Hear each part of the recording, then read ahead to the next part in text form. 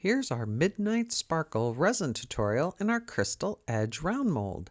I'm using Art Pro resin by Resin Pro, and I mixed up 9 ounces, and I have 7 scoops of purple in 1.84 ounces, 7 scoops of blue in 1.84 ounces, and 8 scoops of PearlEx Micropearl in the same 1.84 ounces.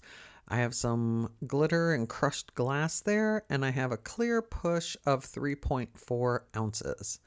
And I waited, well, I didn't wait. The resin gets to about 31.6, almost 32 degrees Celsius by the time I've mixed the colors. So it's ready to go. And this is basically a dragon scale pour, dragon scale effect. Doesn't look like dragon scales, which is why I'm calling it Midnight Sparkle. But you basically, it's a little puddle pour. You put a little bit of clear, about half of the first color, which is purple for me, about half of the second color. I go back, oh, watch me watching that thing, so we can't have that stick fall in like it did in a previous video. And then you put the micropearl. You're doing about half of the colors, and then a little bit of the push. There's no measurement for the push, it's just a little bit. Kind of opening it up, and then you just repeat it and put the rest of your colors.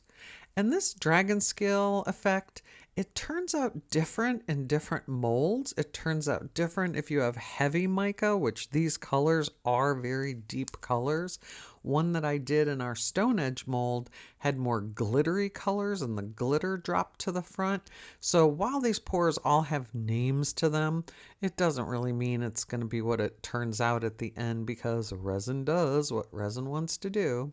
So there I finished putting the rest of the purple in and the rest of the blue.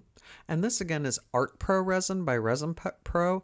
It's a 3:2 resin that's really highly reactive, and I love it for these pours. I pretty much use it exclusively for all my design pours because I love it so much. And there's the rest of the Micropearl by PearlEx. And then the balance of the push, which just opens up the center to allow me to put my glitter parts in there, crushed glass and iridescent beads and glitter. And I'm just scraping out the rest of it because I do mix my resin, so there are no sticky bits. This is just a fun, easy pour to try with all different colors of mica, and I have so many colors, but purple and blues seem to be the favorites, sometimes pinks. People don't seem to like green so much. I don't know why, because the greens and purples turn out beautiful. And then you just wait for it to close up. Have a bit of a time lapse here in a second. There it goes. Sometimes the back is just as interesting. It looks like it's actually blooming there like a flower, but it's not a flower pour. And then the next day, after it's done curing, it's time to demold.